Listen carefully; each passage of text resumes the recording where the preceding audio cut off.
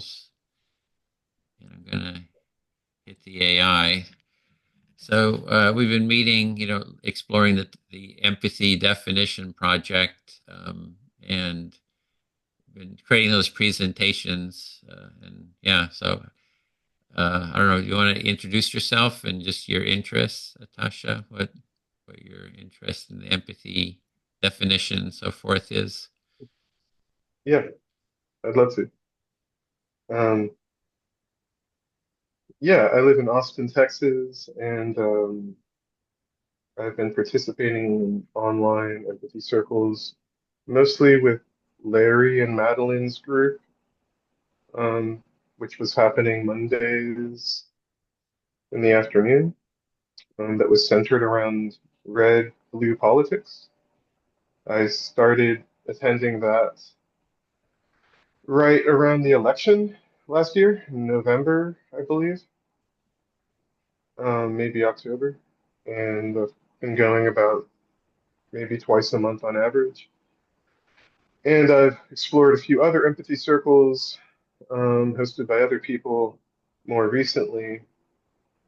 And and then last Saturday, I was functioning as the facilitator of a different virtual online community in which I employed the use of an empathy circle format, which worked out really fantastic. Everybody loved it.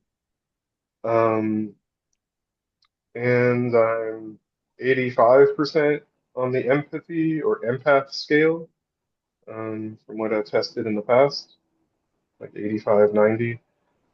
And yeah, I mean, I just feel there's a lot of points of interest, I'd say, encompassed in um, this for me. I mean, I've also been taking some online courses in psychology this past 9 months, and I have A Way of Being by Carl Rogers on my table next to me, and I've been enjoying some of his work. And um, yeah, and I sent you an email like a couple hours ago, where I don't know if you had a chance to see it, but I just mentioned how one of the full hour discussions I caught by you in the past week was it was between you and someone named Kevin, I think, and they were Yeah, talking about you've been a critic of empathy, right? yeah, yeah, nominally, that's the way you sort of started the talk, where you were the advocate, he was the critic, but it very quickly felt like there was a lot more convergence between you two on what was actually being looked at, I noticed. That was sort of my takeaway, at least. I didn't get the sense that you ended it, or even by the middle, it didn't feel like you two were at odds all that much. It did feel like he had his point to make and his, the thing that he was emphasizing, and but he seemed very open to your framing of empathy, from what I recall. And I was just checking out something else. Yeah, I guess like last week's meeting, defining empathy projects and the relationship between the drama triangle. I found that very interesting. And I read the email you put out last night too, with the 8 different definitions of empathy. So yeah, it definitely feels like something I'm very interested in, and I've been very active in for the last year. And then there's another type of circling that I'm also very interested in. So I find it interesting how there are these two not quite parallel forms of circling that are kind of spreading to aid communication between people, and maybe ways that are um, synergistic, but not necessarily convergent, from what I've observed. I'm not sure if you're familiar with the practice of circling as its I am. trademark. There's another process just to bring Jody, that it's a dialogue sort of process, but someone shares and then people respond in terms of how I think it's like how what was the impact of the other person on you? Is that kind of it? Would you say in circling that It you're speaking about the other person, the impact that they had on you? Is that would you say that's that kind is of Well, I would say that's one potential component of circling. Circling itself, I think, is very orthogonal, maybe, to your empathy circle idea. Um, and I've just sort of blown over the fact that I just want to express gratitude to you, Edwin, for ushering this into the world. I mean, you're the mother of this practice and father and in between, and I really appreciate you offering this because it's had a big impact on me and so many people.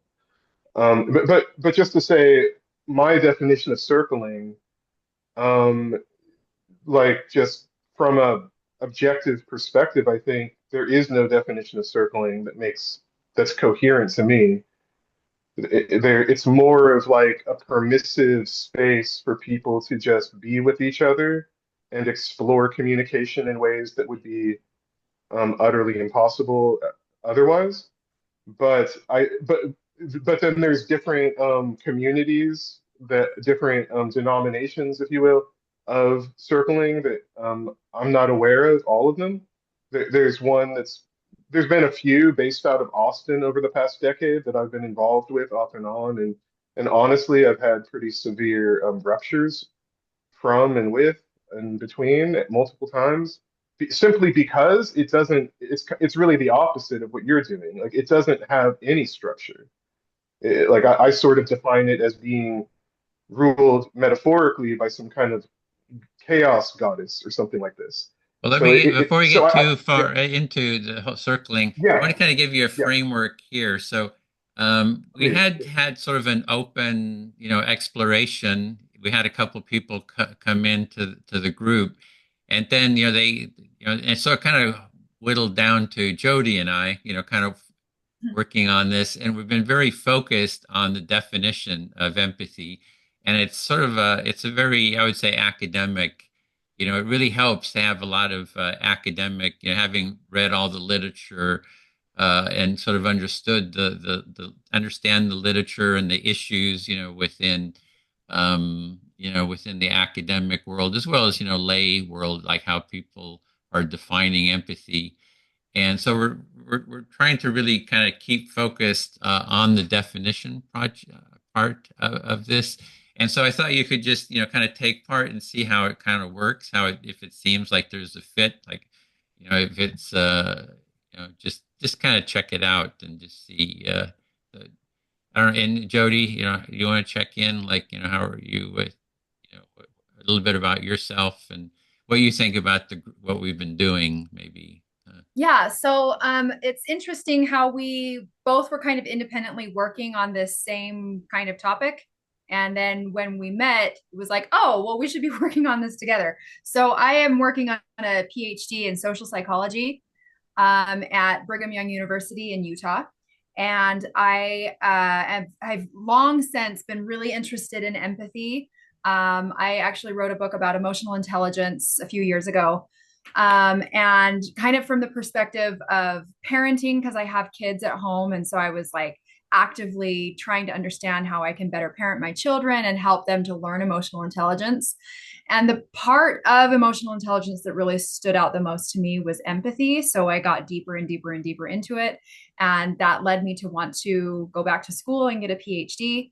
And as I get deeper into the study of empathy, I am realizing, just like Batson says in the article that we read, that it is a really interesting and complex topic. And so, as we've been working through this over the last 8 months or so, we've been trying to come up with a coherent understanding of how we define empathy, and it may or may not be the same as the way other people define it.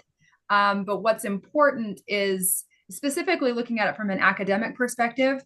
A problem comes in when you don't have a clear definition of what you're talking about. And when you don't have a clear definition and then you use a scale, for example, like in your academic research to measure empathy, if that doesn't align with your own definition, that's kind of nebulous, then you're actually not studying the thing that you think you're studying.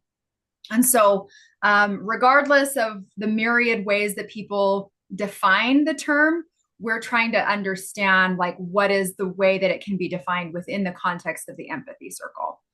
And so that's kind of what we've been working on. And we're trying to work toward maybe coming up with a training that can be used like within the empathy circle communities to help people better understand what it is that we're talking about.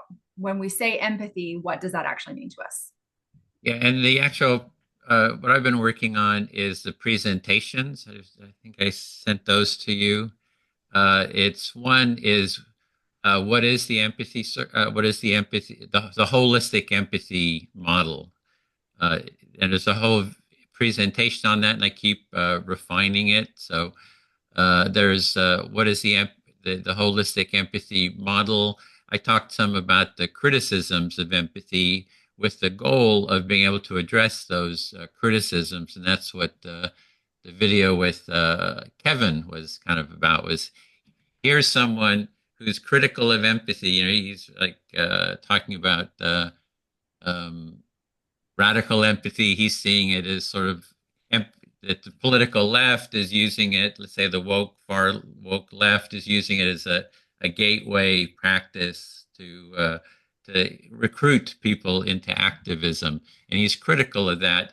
So by having a very clear definition of it, I was able to talk to him and actually, you know, kind of come up with some real connection and there's a lot of criticisms if you've seen the video there's a lot of different criticisms, you know, books coming out, the sin of empathy, toxic empathy, you know, suicidal empathy. All these criticisms are coming out, and I think it's just that we're talking past each other. We're talking about different things, and having a clear definition that we can explain to people.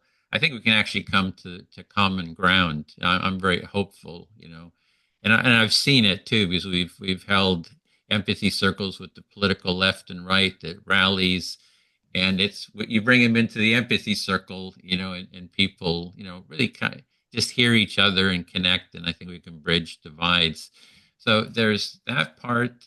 There's addressing the conflict. So we're going to go through using the model and address a lot of the conflict.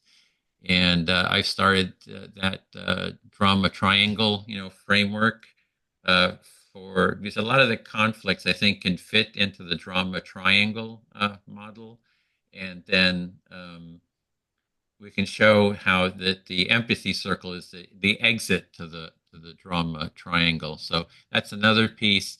And then I sent out that I thought one of that paper by Dan Batson. I'd like to take that and then map that over to the holistic empathy circle model too. And he has some and so how do we create a presentation you know with that and then go into for the longer term is addressing the sin of empathy, the toxic empathy, creating responses to those and also we're really trying to build a movement, an empathy movement, uh, and we need a clear definition. So I think this is part of of that. So yeah, I don't know. So how does all that sort of and then it's also like how do we find a workflow too? We want to be productive and not just be talking about things, but actually kind of get productive things, get presentations created and so forth. So Indeed, that has been one of our hard sides. we do end up talking a lot. We philosophize a lot. So Yeah, but it helps with getting clarity and stuff. yeah. Yeah. So Well, I'm glad you're recording these talks. I mean, I think AI is one of the things it's best at now is, sifting through large, data sets of recorded audio or text, and, getting whatever you want out of it, refined or filtered, or summarized. Yeah, yeah. I mean, I resonate with everything you just said, and I think I'm familiar with most of the things you're describing. I mean, like I said, I was catching up on the drama triangle, and yeah, I mean, the only term I would throw in there that you didn't mention when you're talking about these toxic empathy books is this concept of weaponized empathy. Mhm. I think that's a very key component to that whole sphere is that whether some people might be well-intentioned, and a good, intentions leads to hell sometimes. And then some people might actually be sociopathic and bad intentioned or selfishly intentioned and might be weaponizing empathy for ulterior motives. In the modern age with AI and algorithms, this is exactly what's happening constantly, actually, from every side of the political spectrum in every country on the planet, I believe. And I think that's only going to magnify a whole other order of magnitude in the next year with the coming of super intelligent AI. So, So it's kind of a yeah, topic you're interested in, is that criticism that empathy is weaponized. So that's like a topic of interest? well, 100, I think it's just one of the most important things on the planet right now. I mean, it's what's literally happening on all political sides across the world. Well, one People are thing becoming we more could do. polarized Oh, with weaponized empathy. well, one thing I'm thinking was coming to mind is if that's sort of like a topic, you're interested in, you could do some research on that, and we can actually maybe, have a session where we talk about that and compare it to the holistic empathy model, because that's one of the big criticisms that's coming from those books is about weaponized empathy. And I have it on the list here of one of the things to address, but you could maybe, kind of, if you're interested in that one, kind of focus on it and, present something on it and, write about it. And we could have a session to, perhaps we could just talk about weapon, the criticism that empathy is weaponized. I think it's not. I disagree with that. So, kind of having a discussion, about that, I think would be Well, really interesting. but your disagreement, though, I'm guessing that's on a definitional basis because again, I felt like you and Kevin agreed fully. That was the feeling I got halfway through to the end of that Hmm. discussion you had, and so yeah, so maybe it's my use of the word empathy, like weaponized. So I'm not sure why that doesn't land for you as true because it seems kind of objectively true to me. Yeah, so for me is it's the story of the torturer. They say, okay, if you have the torturer has empathy, but what I'm saying is you have they might have Hmm. empathy in sensing into the experience of the torturee that they want to torture, but when they start taking action to torture that person, they're no longer empathizing.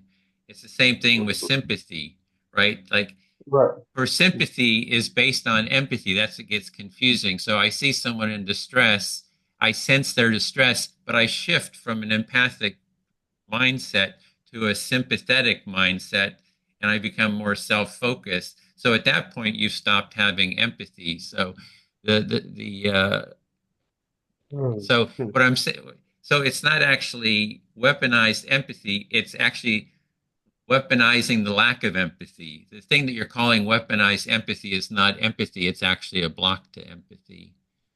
Does that Well, make well, sense, I Jody? Just wanted to get it, Jody's thoughts on this too. I need to think about it a little bit more and listen to what you have to say. So, Okay. Atasha, why don't you go ahead? yeah, I mean, yeah, again, I think I need to be clear on your definition of empathy because, and especially in relationship to sympathy, sympathy is a word that I have tried not to use almost my entire life. It's always come across to me as inherently patronizing in comparison with empathy. And so I think where I'm coming from is what I'm calling weaponized empathy would be directly connected with something I would call selective empathy. So I don't know if that would be an oxymoron to you, like a canceling of terms, if you think empathy is inherently for all or none. But what I'm saying is it's a very effective propaganda strategy to, show starving children or a war zone or X amount of things to pull on people's heartstrings. Maybe that's sympathy more than empathy. And then they're mad at the people who are causing that or they're told are causing that harm. And so this is where the empathy can be weaponized, in my view. But maybe I'm not using that word in a way you use it. Well, that's the reason for this definition project to get clear on those issues because it's one of the major. It's you're and also doing it within the empathy circle. So in the drama triangle, one of the topics we had talked about was one criticism is that empathy is only for your in group, right, and not for the out group. So when you're having empathy for the in group, uh, and well, the person in the out group sees you as a perpetrator and themselves as a victim because you're not listening to them, right? And you're kind of you're coming into the drama triangle. But holistic empathy, if we put it into yeah, it's bringing this all into the empathy circle, I think is really helpful. So in the empathy circle, everyone is heard. Everyone gets a chance to be heard and seen. So there is no out, right? And that's what I think holistic empathy circle models holistic empathy. If it's Jewish, Palestinians, everybody in the circle gets heard and seen, and nobody gets excluded. And that's what holistic empathy. So if somebody is excluded, it's a lack of empathy. Mhm. Yeah, my thought on that is that it is just a difference of definition, because like if we're talking about empathy as a multi-sided, like a holistic experience, like in this group we are listening to each other and we're sharing our own views.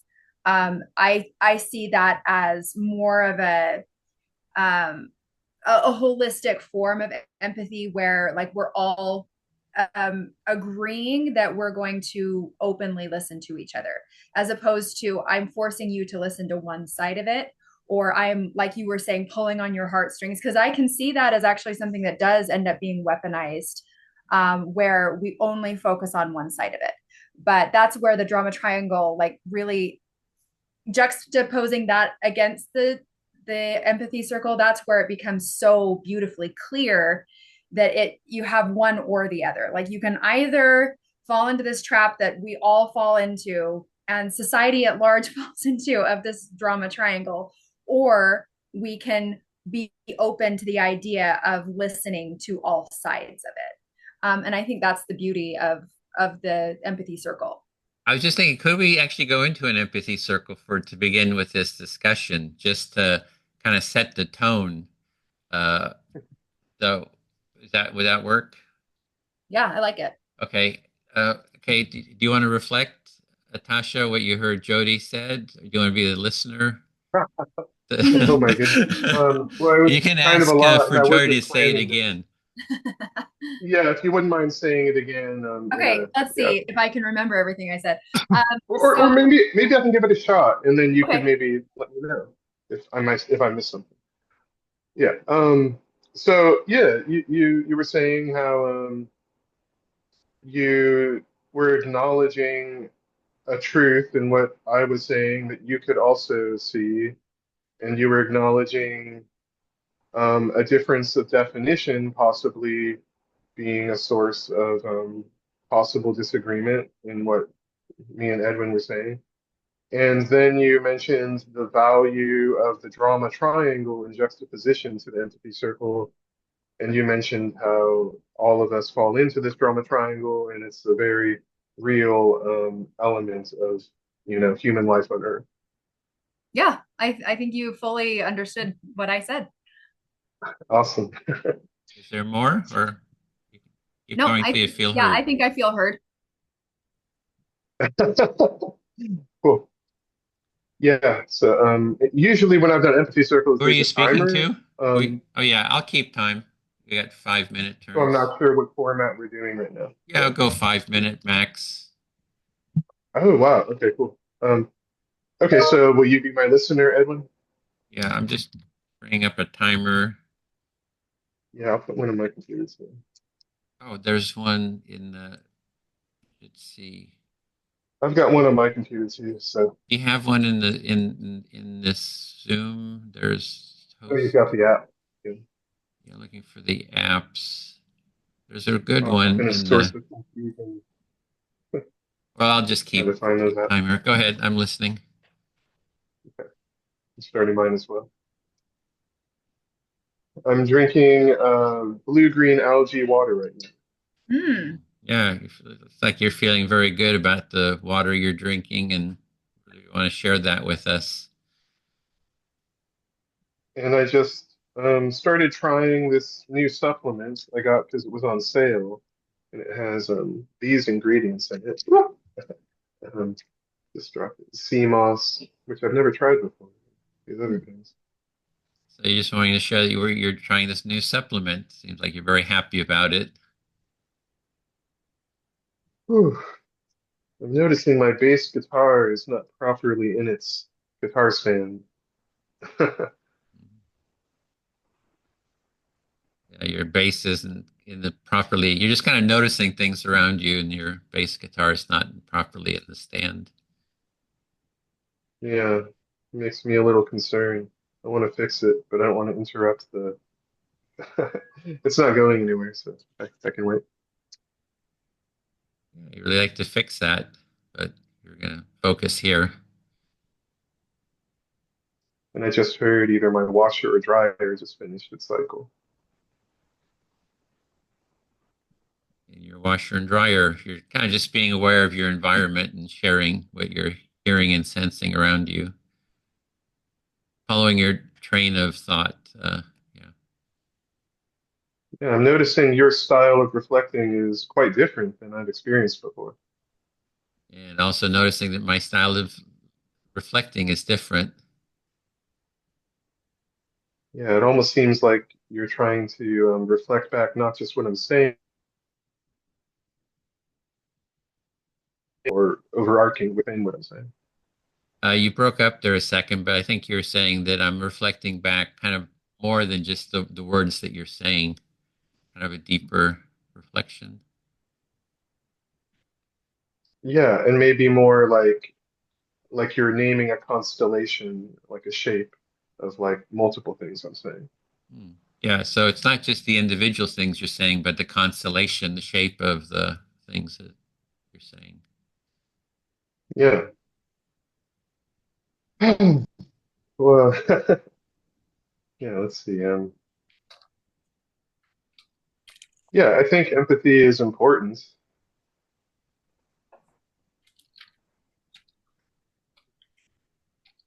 Yeah, it's important.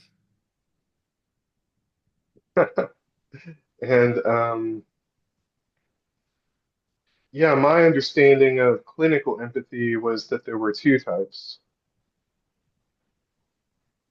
You can say more. That not I can take in more if you'd like to say more, but it's up to Okay, you. But I'm still adjusting to your style of circling because I've been okay. doing it a year with other people, but Oh, okay. So they you're kind of they more used prefer to smaller. very short sentences, and so you're adjusting to the style here, and that you are also Yeah. talking about clinical empathy. Kind of looks like you've looked into clinical empathy.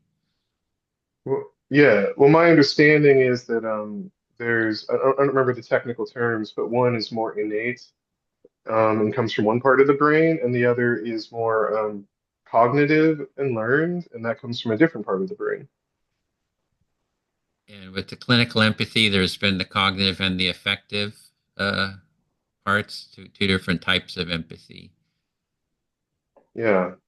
And I once, a few years ago, for about 3 years, I was close friends with someone who, from the first time I met him, I thought he might be a sociopath. And then I was curious about that for the 3 years that I was close friends with him. So you had a friend who you think was maybe a sociopath, and you're just kind of curious if he was for 3 years. You're kind of like wondering that. And then at one point, he was very obsessive about comparing himself with others with different psychometric tests. And he would get me and other friends and his girlfriend to compare against. And like, and I remember I took an EQ, an emotional intelligence test that he sent me a link to that cost like $10 to take online or something. And he took two different ones over a course of 6 months. I took the one, and I see I've got 5 seconds left. Am I allowed in your time to continue, or I'm not sure how your Just format works. finish your sentence. Yeah.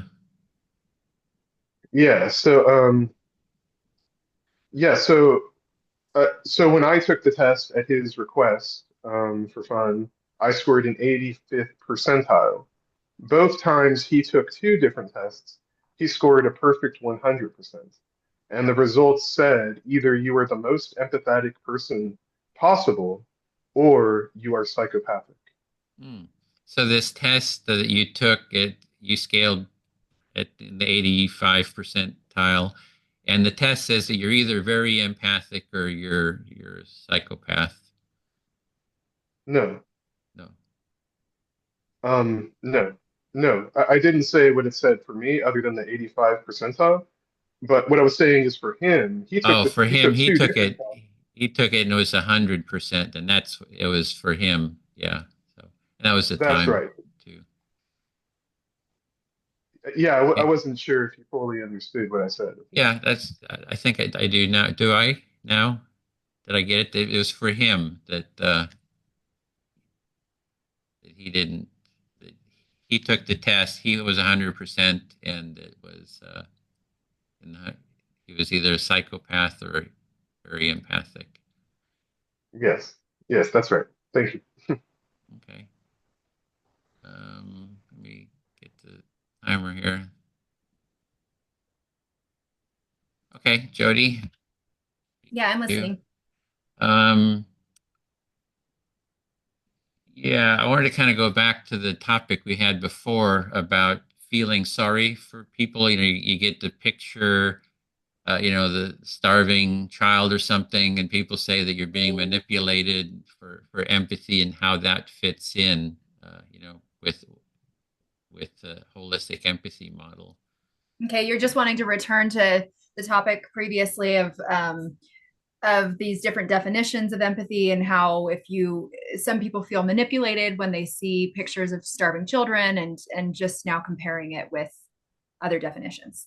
And how does that fit within the context of the empathy circle too? Like, that's a little harder one for me to put into an empathy circle. But people talk about like you had been in uh, uh, development work in Africa, I think, and then people appeal to the starving people in Africa and send us money or what have you. So I'm just trying to think of how does that fit within the empathy circle and what So we're doing. it's interesting to see that perhaps it's more difficult to fit that kind of use of empathy into the context of the empathy circle. Like people working in nonprofits will ask people to give money to send to third world countries. And it's just interesting to explore how that might eventually fit into the empathy circle. Yeah. Is it just a sympathetic response? Is there some empathy there, and or is it starting with empathy because you see the starving child, you sense the feelings, and then then they shift you into a sympathetic response, which it's no longer empathy.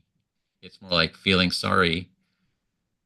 Yeah, so you're wondering if it starts out with empathy because you're venturing into the world of the person that you're seeing in the picture, but then it maybe shifts to more of a feeling bad for, and that's what promotes the willingness to give money, but maybe it's not the same thing as empathy. And for me, the empathic response is saying, okay, there's this dysfunction in Africa or Israel, Palestine, and you can feel sorry for one side or the other, or you can say there's an empathy deficit. If the societies themselves were more empathic, there wouldn't probably be this problem. They would, highly empathic societies, mutually empathic or holistic, are going to be more functional. So it's like the issue is how do we create a culture of empathy in those societies? So rather than using empathy or perhaps sympathy to encourage people to give money to help others, maybe the focus should be more on creating empathic societies within the countries or communities where we see these issues. Because if Mm-hmm. there were this more holistic empathy, perhaps we wouldn't see the problems that we see. Yeah, and it comes into topics like immigration, right? People are like feeling sorry for immigrants, who are coming across illegally. And then it's like either you're, wanting to kick them out or you're feeling sorry for them. There's also like the cultures that they're coming from are low empathy cultures. There's a lot of gang violence, they're authoritarian. So the issue is that where they're coming from, if they were in a highly empathic society, they probably wouldn't be coming across illegally, right? So it's a different way of seeing that we need to be creating cultures of empathy in these situations versus just feeling sorry for them and giving some money or what have you. Yeah, so extending what you were saying earlier to the example of immigration, a lot of people feel bad for immigrants who are coming across the border. And perhaps a more effective use of time and resources is to approach the level of empathy within the culture that they're coming from, because perhaps they're trying to leave their countries of origin because it's not an empathic society. And also to bring immigrants and all stakeholders together to have an empathy circle. Oh boy, really dramatic. How do you stop this thing? I'm sorry, this makes me laugh every time. Yeah, so I'll just finish. It's having empathy, having the political right, political left, and the immigrants themselves having empathy circles to talk about the issues because we want to hear people who are concerned about immigration. You want to hear all stakeholders. So the empathy circle is creating that environment for all sides to speak and be heard. So an effective approach to this could be holding empathy circles with people from who are the immigrants themselves, and perhaps people from the political left and the political right, all of the different stakeholders who are concerned about it from different perspectives, and helping them to see the perspective of the other side. I feel heard. Yeah. Okay. I guess let's see, Atasha. I'm just going to follow my own train of thought here, just based on some of the things we've been talking about. I am interested.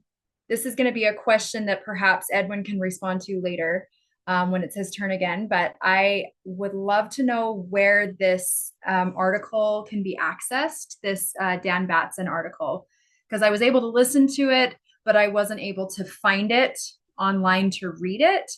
And so I would love to just mark it up and really deeply synthesize what I'm learning from it. Okay, so you were able to listen to something about the article, but you'd like to read it to more deeply synthesize this article by Dan Batson. Yeah, because I've read a lot of articles from Dan Batson, and he does talk about these 8 different forms of empathy, or related phenomena that are often called empathy. And I loved the article. I loved digging in deeper into each one of those different phenomena, but then also seeing how it maps onto a specific real world situation. Okay, gosh, I'm worried I might have missed something, but I feel like you were saying you want to see how this maps onto real world situations, and you love his work and the other articles you've read by him. Is that right? Did I get it all, or did I miss it? And then more than, let's see, Okay. I'm looking at this that Edwin just put in the chat. Okay, so this is the full article. Okay, thank you.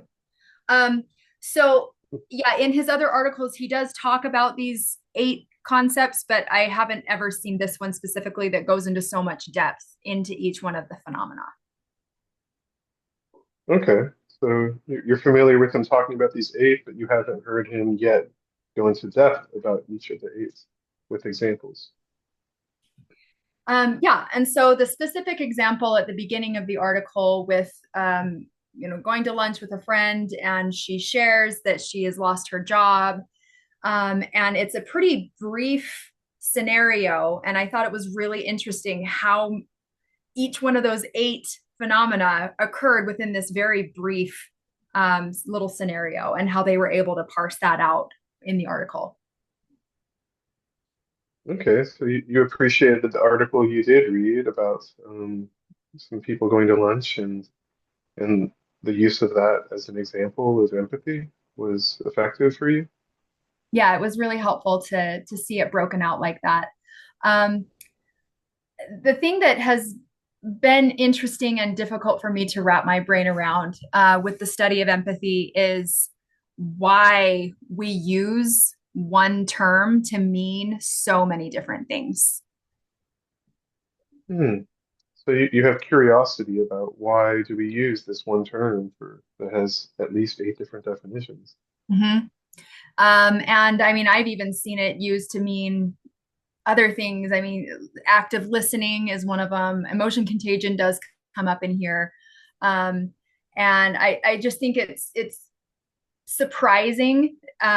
Just coming into it a bit later in my life, I'm not the typical graduate student who comes right out of undergrad and then goes straight into their studies. And so I've had a life of experiencing empathy. And so I had a clear idea in my mind of how I defined it.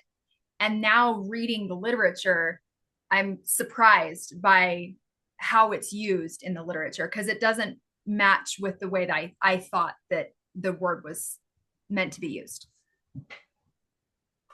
Yeah, so you've had a lot of lived experience with empathy before just throughout your life, and you've also had a gap between I guess your college degree and getting your PhD now.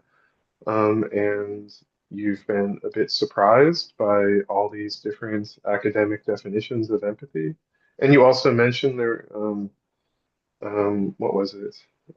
Something about the active listening some and something else you mentioned as additional definitions of empathy you've heard used by people.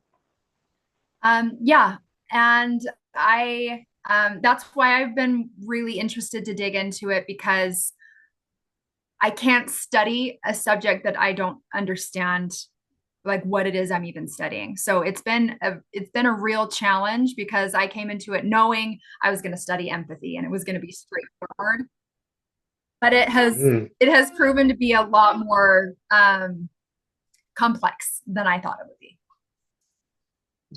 So you've been a bit taken aback by how it's been a lot more complex than you thought it would be. Mm-hmm. Yeah, I feel heard. Thank you. Thank you, Jody. Um, Wait, just to switch it up, would you like to be my listener, Jody? Sure, I'd be happy to. Cool. So, yeah, I'm curious about this correlation between like that ex-friend of mine, someone who could have cognitive empathy to the degree that would surpass 99% of empaths. I'm very curious about the use of the concept of empathy for someone like that. Hmm. So you're really interested to dig more into the use of the term empathy when you have a friend who scored higher on cognitive empathy than 99% of other people, and just trying to understand that more. Yeah, or I guess I'm still with these two definitions. Oh, and I don't see a timer on my screen, Edwin. I didn't start mine this time, so I'm not sure where I'm at. I'll just start mine now, I guess. There it is. Oh, now I see it. Okay, thanks. Um, yeah, I guess I guess I've grown comfortable with having only two definitions of empathy, which come from, I guess, medical diagnosis type stuff.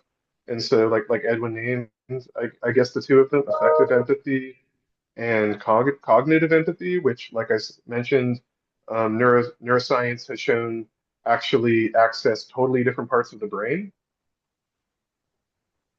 Okay, so you have grown comfortable with the cognitive and affective definition of empathy, and even neuroscience shows that they those processes take place in different parts of the brain.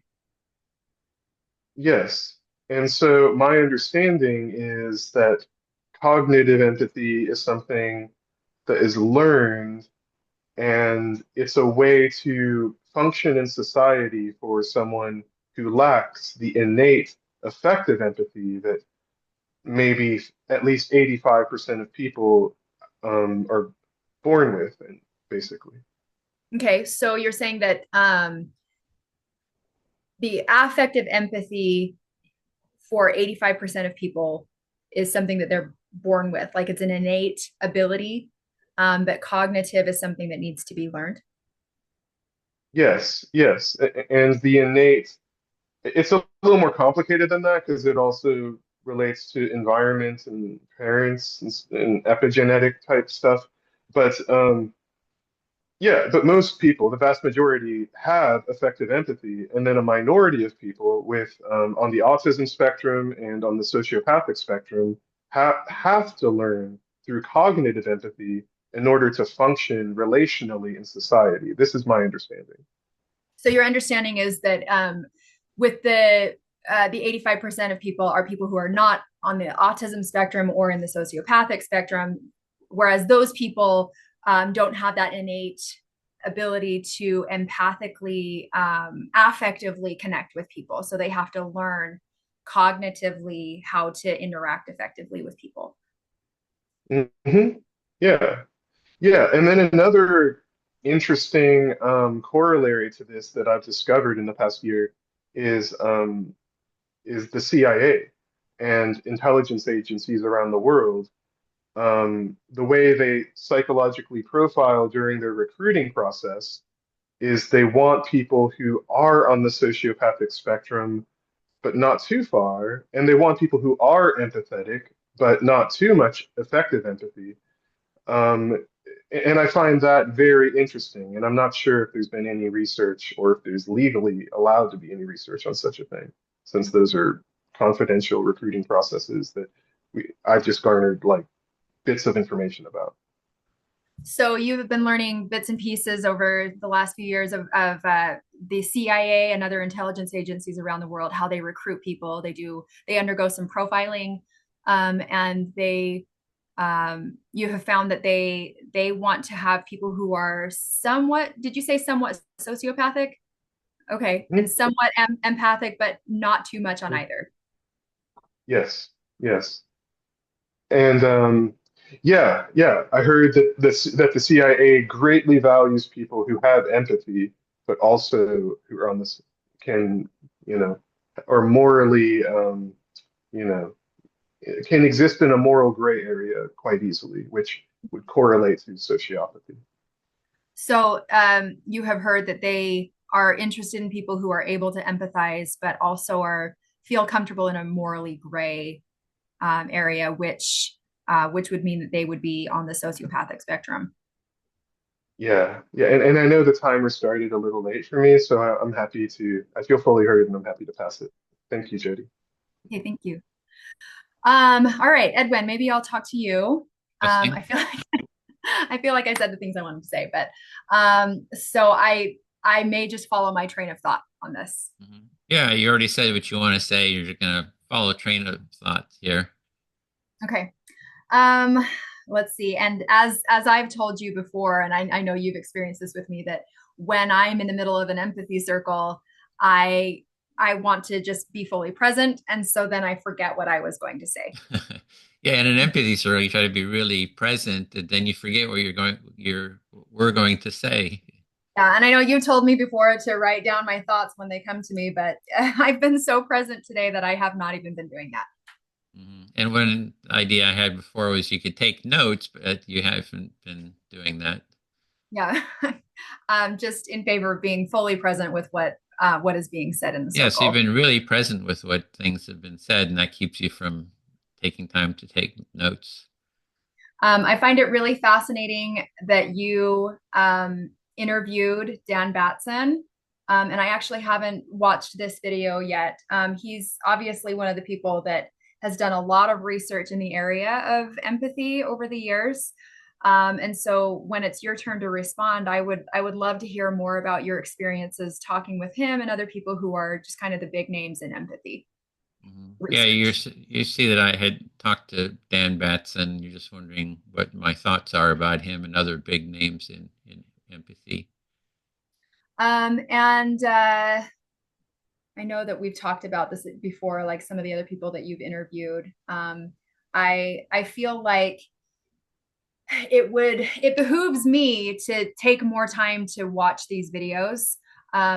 It's something I'm struggling with right now, though, is outside of our meetings. I feel like I have so much homework. Like there's always like my to-do list that I have up on my wall in front of me is like so massive that I never have time to do things that I want to do. Yeah, you got a huge to-do list with all that with your studies, everything else, and so you don't have much time outside of this time to work on the watching videos and so forth. Yeah, which I can see that there's a real detriment to that because we could make more progress on this project if I had the time to devote to it outside of the meetings as well. Yeah, you can see that we'd make more progress if you had more time. But Yeah. And I mean, so I'm working on empathy projects, and I know I've shared a lot of that with you, like the research that I'm doing, the theoretical research, but I'm also working on projects with regard to like intrinsic motivation, and other development of other character traits and virtues. and so you're working on character development traits, motivation, a lot of different topics, several couple of different topics. Yeah. So I find that it pulls my attention a lot in a lot of different directions. Um, which I think is valuable because it helps me to see empathy more holistically. And when I say holistically, I'm not talking about like the way that we've been using the term holistic, but how empathy fits into a broader spectrum of virtues. Mhm. Yeah, you have different areas that you're kind of exploring, but you think that is helpful because you're seeing empathy from these different perspectives, so sort of a bigger picture, maybe. Yeah. So although um, it's not directly applicable in the moment to what we're talking about in the meetings, I do feel like in the long run, it's actually going to help the project more. The fact that I'm not just focusing on empathy. Yeah, you think it'll be helpful that you're not just focusing on empathy because you're getting this bigger picture, and that's going to help the project in general. Yeah, so I'm looking at it from the perspective of social psychology, which is like I've been doing a lot of study on understanding the self and how the self relates to the other, which is very much only needed in like social interactions. But I'm also looking at it from the perspective of developmental psychology, which is how do you develop this skill over time? Hmm. So you're looking at it from the social, how do you do it? How do you develop, not just develop it, how do you empathize in relationships as well as developmentally? Like I think you mean like from childhood on developmental. Yeah, and developmental psychology, like a lot of times people think of it as just childhood, like child development, adolescent development, but this can also be looked at it as like through the course of this empathy circle, I learned this skill. So it doesn't have to be Oh, okay. Uh, lifespan, so but it also doesn't have to be from childhood on. It can be within a context. How do you develop? yeah, How do you learn within that context? And that was yeah, the time. yeah. I definitely feel heard. Thank you, Edwin. And then I'll speak to Tasha. And oh shoot, I have to leave in just a minute. So probably at the end of this one, I'm gonna have to head out. Okay. Should we want to set anything for next week or? Yeah, maybe we should wrap up the empathy circle part of it and just have some closing Okay, let's thoughts. do that. I have to leave in about 5 minutes. Okay, then let's just have some closing, and especially what you want to work on, do next. The one thing I would ask is when we talk about these different topics, like Atasha was talking about affective and cognitive empathy, to bring it into the empathy circle. Like, where does this stuff play out in the empathy circle? Like, I'm saying when I'm listening to someone, I don't think is this affective or cognitive. It's all this one. So, instead of it being abstract, that just would be one request to try to bring it in, and also just to make it more concrete, I think. And the other is what next? What do you want? I'm going to be working on, the just with my presentations. So I think it is absolutely imperative that we deeply understand this article. Thank you again for posting it for us because I don't know why I hadn't seen this one. Because I love how much depth it goes into mm, each of the different phenomena. And I mean, I had been researching this just because I had seen it like very briefly in some of his other papers. And so I'd been digging into each one of them. And so I feel like I've researched each one of them, but not all within one paper. So I just loved it so much. So thank you so much for sharing that with us. Yeah, it's critical, like Empathic Unappreciated Way of Being by Rogers, and this one I see as two really, really good, important articles, papers. Yeah. Captures, it synthesizes a lot. So I would love to, let's see, going from here, maybe just having another discussion, like really digging in deep into these two articles. Would that be something we could do? Okay. Talk about the Dan Batson one next time. Yeah. Okay. Kind of go deep. If you have the Carl Rogers one that you could share with us, do you have that on the website? I do. It's Empathic Way of Being, right? and that's the one that Natasha is viewing now, I think, right? You were talking, you mentioned that too. And that's where's that? Sorry, Atasha, were you talking about a book by Carl Rogers called A Way of Being, or is it An Empathic Way of Being? Which one? It's the book. The book called A Way of Being. Oh, Sorry, there's the article, and it's a video too. It's kind of nice. You can watch the videos of him talking. I just put the link in. Yeah, I think I just need to listen to some of those as I drive to and from campus. Okay. And the other thing is, if we talk about the eight, Dan Batson, is how to eat. I like how he has that story, but we could take that story, put it into an empathy circle too. Like we could even role play, like the person lost their job, where you actually kind of role play it, and where do these different parts play out in the empathy circle? I like that idea because it makes it more practical. Mm-hmm. Yeah, that story is really helpful. Yeah, I think so too. Well, I guess an important question is, Atasha, if this seems like a good fit with the direction we're going with this. Yeah, I think I'm more interested in just being a part of empathy circles and hosting my own than yeah, the research part of like what it all means. But I'm glad that you allowed the two of you allowed me to voice my interests in this matter, which are how does this correlate with sociopathy and the form of cognitive empathy. I mean, I think the simple answer to that in regard to your empathy circles would be it wouldn't be too much of an issue, probably. I would expect it to be very unlikely for sociopathic people with high cognitive empathy to be a part of an empathy circle. I just don't see much cause, unless there was some incentive for that, for them to do that. I think people with effective empathy, from my experience and logically, it just makes sense, are pretty much every person I've ever met in an empathy circle. And the other thing I just want to put on both of your radar, just there's this one really interesting psychology professor. I forget where, maybe Georgia or something, but his name's Greg Henriquez, and it came to mind, Jody, because you were mentioning the social self, and that's one of the things he specializes in. And there might be something useful in his work for you to be aware of. What's his last name again? Henriquez, Henriquez. Okay. He has a really interesting and deep model he's been working on for like 20 or 30 years that attempts to combine all these different fields of psychology, and social self is a big part of it. Cool. Thank you. I appreciate that because I've been studying that a lot the last several days. And I just put in. And he has a new book out. Just he has a book that was recently published. It's his first non-textbook book that's just called UTOK, UTOK, and it's just an excellent distillation of his work, I think, if you wanted to check that out. Yeah, thank you.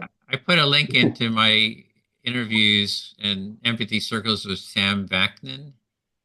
He's been diagnosed as a narcissist with psychopathic tendencies, and he was sort of a go-to guy in Oh, Europe that if the media wanted to talk to a psychopath, they would talk to him. And there's a documentary about him too called I, Psychopath. And my geez. sister followed him a lot because he talks about psychopathy. And she saw my empathy circle with him, and she said it was the most interesting thing she'd seen. Is that he did really well in the empathy circle and really kind of opened up. And so it's Or he convinced everyone he did. well, there is yeah he did yeah it's he was able to listen well, and so Mm-hmm. the problem Mm-hmm. is then if you make that as you're going to be uh, not believing people in general. Yeah, are they really empathizing and not? So, Yeah, it's a real issue.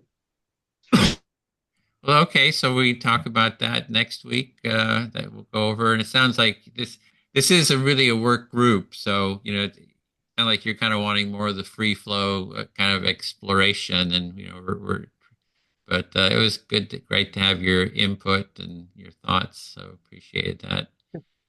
Yeah, definitely. It was Yeah, really nice to meet you. thank And you. It do was really keep, nice. yeah, great that you're doing the trainings and the empathy circles. Keep spreading it. So, Yeah. I love it. And yeah, thank you for having me. I better hop off. I'll see okay, we'll you see later. you next week then. Bye. Bye.